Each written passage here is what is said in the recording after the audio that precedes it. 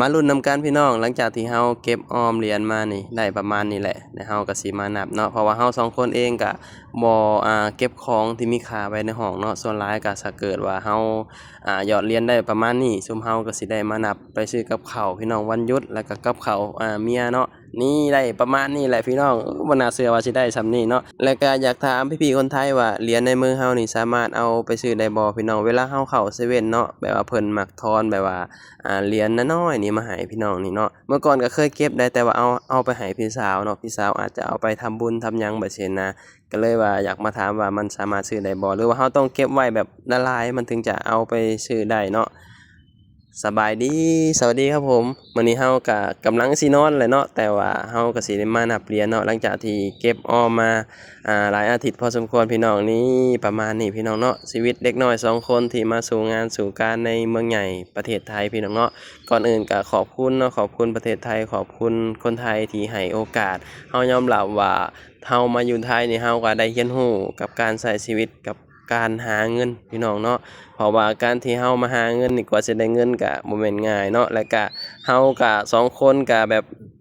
เก็บออมพี่น้องแบบว่าพยายามแบบว่าประหยัดแบบซี้นะคือเหรียญนี่ก็มีหลายคนก็บอกว่าคือบ่เก็บไว้ละหลายแล้วค่อยมาแบบว่ามานับมาหยังแบบซี้เนาะคือเฮาในความคิดเฮาอาจจะบ่คือคนอื่นแบบซี้นะแล้วก็ที่สำคัญก็คือแบบเฮาต้องซื้อกับข้าวทุกมื้อแบบซี้เนาะ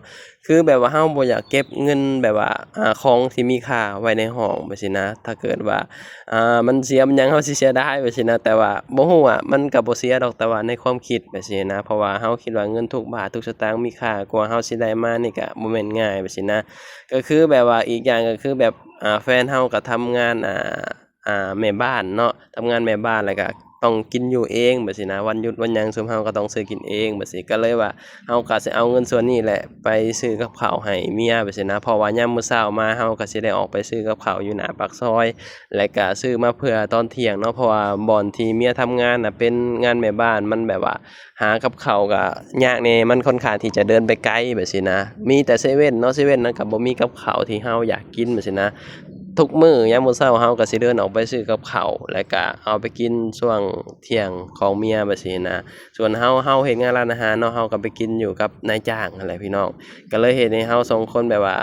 ต้องแบบว่ามานับเหรียญเวลาแบบได้ประมาณนี้แบบซี้หั้นนะพี่น้องก็อยากเก็บไว้หลายๆเนาะในความคิดก็อยากเก็บไว้แบบว่าจนกว่าสิกลับเมื่ออยู่บ้านฉะนั้นอยากซื้อแบบว่าอยากซื้อหมูตัวใหญ่ๆมาหยอดไว้แต่ว่าย้านมันเสียแบบซี้นะก็เลยว่าเอ๊ะบ่เอาดีกว่าหรือว่าเฮาคิดคิดหลายไปเราก็เลยว่าเอ้ยบ่เอาดีกว่าแบบซี้เพราะว่าจั่งใดมันก็เป็นเงินเราอยู่ดีแบบซี้นะถึงเฮาสิใช้ตัวนี้เงินที่เราเก็บไว้ในบัญชีเราก็มันก็บ่ไปไสแบบซี้นะเราว่ามันก็มีค่าเท่าๆกันบ่ฮู้ว่าเนาะเราแบบคิดแบบนี้นะแต่คนอื่นเราอาจจะบ่ฮู้ว่าคิดจั่งใดแบบซี้นะแต่ว่าถ้าเกิดว่าเก็บไว้จนกว่าเราสิกลับบ้านนี่ก็ดีได้เราว่าก็สิได้หลายหมื่นเติบอยู่เดะพี่น้องเนาะเพราะว่าเราเคยเก็บเมื่อก่อนเราเคยทำงานบ่อนเก่าเนาะ ก็คือแบบว่าโอ้เก็บได้หลายเลยพี่น้องแบบเป็นพัน2,000แบบซี้นะแล้วก็เราก็เลยแบบว่าถ้าเกิดว่าเราเก็บไว้บ่อนที่เราอยู่ปัจจุบันนี่มันของเราก็บ่ค่อยอยากมั่นใจปานใดแบบซี้นะบ่ฮู้ว่าคิดหลายหรือบ่แบบซี้นะพี่น้องเนาะมันก็เลยแบบว่าเฮ็ดให้เราแบบว่าบ่เก็บดีกว่าแบบซี้นะแบบว่าเราเก็บไว้พอประมาณแล้วก็เราก็มานับแล้วก็เราก็สิเอาไปแลกเป็นแบงก์แล้วก็ไปซื้อกับข้าวกับน้ำกินพี่น้องเว้าเรื่องของการมาใช้ชีวิตอยู่เมืองไทยนี่ก็มีข้อดีหลายพี่น้องเนาะแรกๆก็คือนี่แหละมีงานทำแล้วก็มีเงินแบบซี้นะก็ถือว่าแบบเราก็ได้จับเงินตลอดแบบซี้นะมันแตกต่างกับบ้านเราได้พี่น้องบ้านเราตามบ้านนอกนี่เนาะมีน้อยเราสิได้จับเงินแบบซี้นะขายเป็ดขายไก่ก็พอส่ำนั้นแหละพี่น้องมันบ่ค่อยแบบว่าได้เงินได้ทองแต่พอเรามาทำงานเนาะเราก็รู้สึกว่าเราสิได้จับเงินตลอดเวลาทุกมื้อทุกวันแบบซี้นะก็สิได้วนเวียนอยู่กับเงินแบบซี้นะมันก็มีข้อดีหลายพี่น้องเนาะแล้วก็เฮ็ดให้เราได้เรียนรู้กับการใช้ชีวิตอ่าคือแบบสำคัญก็คือชีวิตคู่แหละพี่น้องเนาะก็หลายๆคนมาหาเงินอยู่เมืองไทยบางคนก็มาสองกับหนึ่งก็มีได้พี่น้องบางคนมาสองกับสามก็มีก็แล้วแต่เนาะก็อยากให้แบบหลายๆคนสำหรับคนลาวเนาะก็แบบพยายามแบบว่าจิตใจนิ่งพี่น้องเข้าใจว่าในเมืองใหญ่มันมีภัยแสงสีเนาะรุ่งเรืองศรีวิไลแบบซี้นะก็พยายามแบบว่ามั่นคงกันเอาไว้เนาะเรา2คนเองก็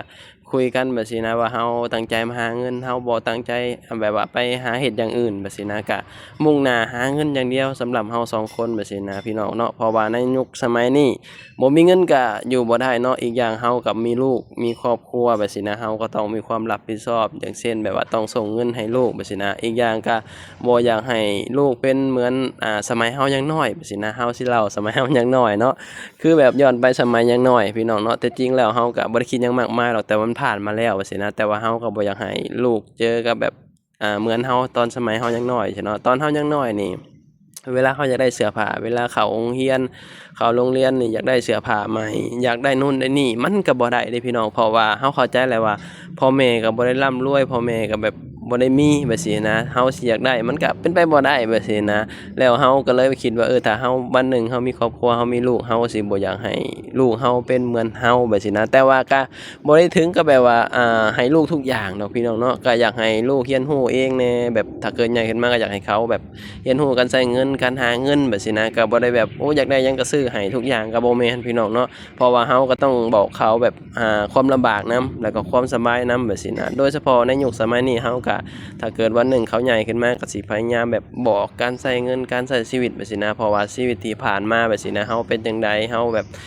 ใช้ชีวิตมันบ่มีเงินมันเป็นจังไดแบบซี้นะเนาะคืออย่างเขาเว้าว่าตอนเฮายังน้อยนี่อยากได้หยังก็บ่ได้อยากกินขนมก็บ่ได้กินเด้พี่น้องเนาะเพราะว่าเฮาบ่มีเงินนะก็บ่เข้าใจว่าตอนยังน้อยเป็นหยังคืออยากขนมแต่พี่น้องอยากได้เวลาเห็นคนอื่นกินแบบซี้ก็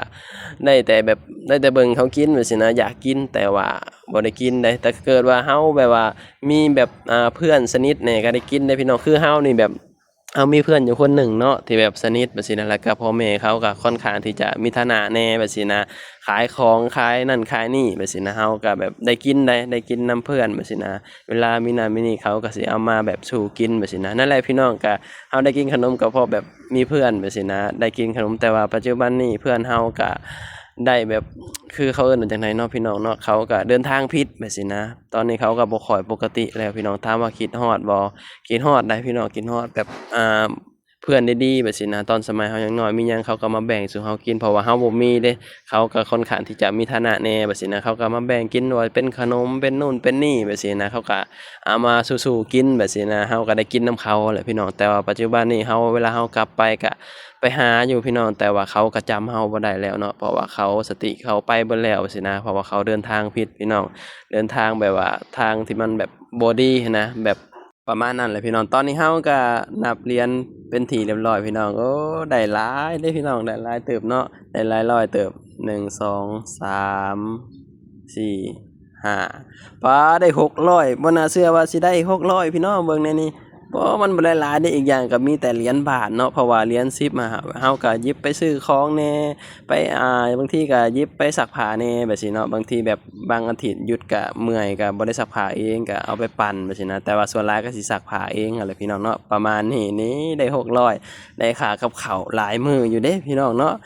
ประมาณนี้แหละพี่น้องเนาะคลิปนี้เฮาก็สิได้ปิดคลิปแล้วพี่น้องก็ขอบคุณพี่ๆหลายๆเด้อที่เข้ามาติดตามรับชมเนาะไอ้เหรียญนี่ก็เฮาก็สิได้ เก็บไว้พี่น้องเนาะแต่เห็นแบบว่าแฟนบอกว่าสามารถซื้อได้แล้วก็